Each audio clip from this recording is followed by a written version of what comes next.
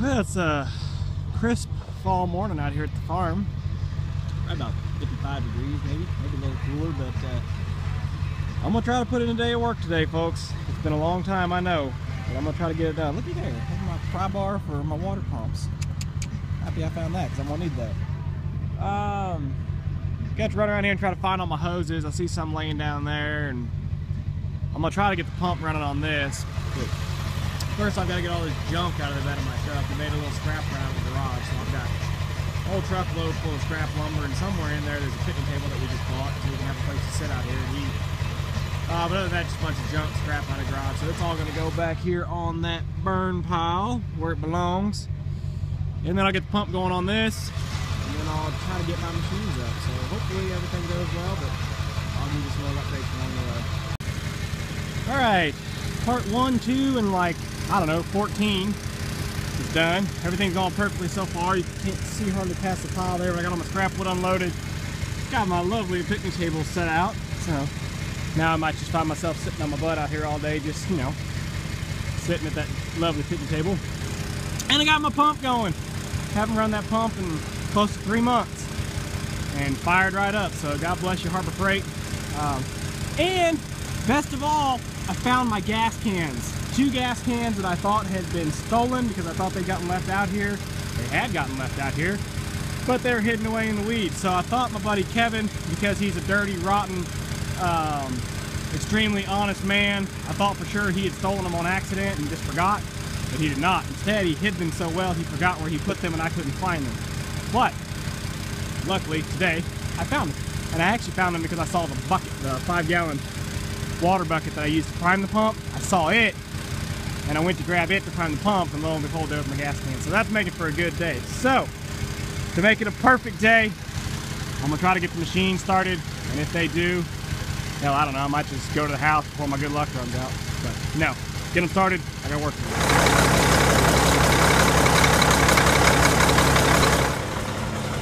Woo! Got it. Got it.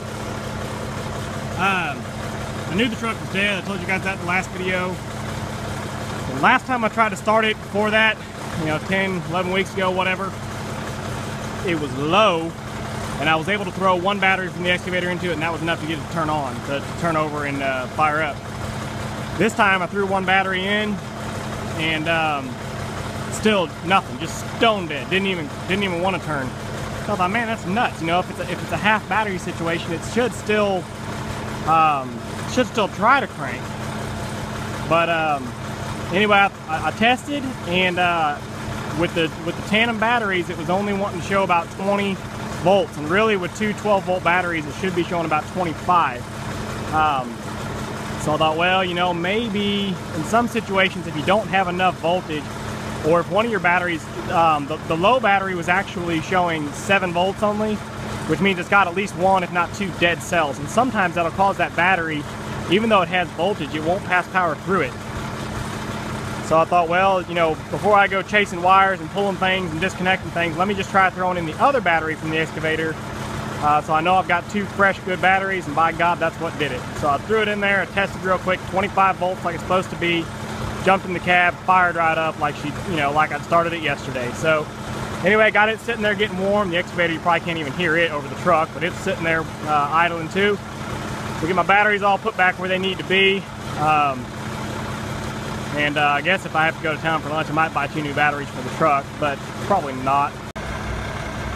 Well, yeah, I probably should. I mean, it's stupid. I don't want to be out here flipping batteries back and forth every time I got to do some work. So I'll probably get 2 new batteries for it. Just, you know, it ain't got to be done today. Now that it started, I just won't shut it off all day. But then I'll throw those old batteries back in it. Maybe they'll charge up enough to fully charge to start it if I do have to shut it off today. But whenever I go into town this evening, I'll get 2 new batteries for it. Or before I come back out the next time, I'll get 2 new batteries. So for now, I've already got the engine oil up in it. I'm going to get the transmission fluid up in it, and I'm going to start driving these puppies around. The excavator was a little tight. I went to drive it. They didn't want to turn over the tracks. They were kind of stuck. But I mean, that's what happens. Your old machinery like this sits, and it wants to rust up, and it wants to get tight. So you know, you really need to start it up, move it around from time to time. Even if you can't use it, just start it, drive it back and forth a little bit, and you'll get the engine turned over. It really will make a huge difference in how long your stuff will last versus just letting it sit forever. So Anyway, let me buck in here and get some things going and give you an update later.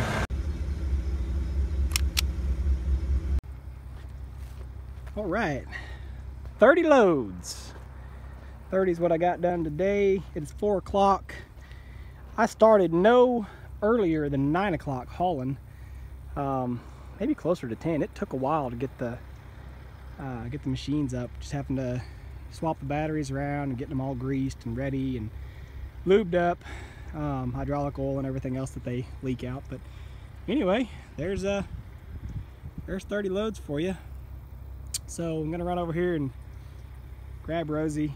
I'll show you what it looks like, everything I've taken out from over there. It's a pretty good hole, and I'll get that kind of graded out and patched up and, you know, ready in case it rains, just so it'll shed water. And then I'll come over here and try to get all this graded off before the family gets here. So let's see what it looks like over there.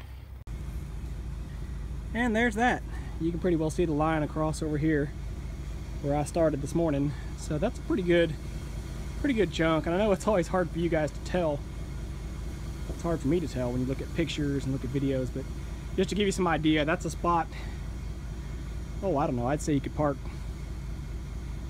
if you tried parking, you know, full-size trucks this way, you could put 6 of them in there side by side, and then put maybe another 6 across here. It's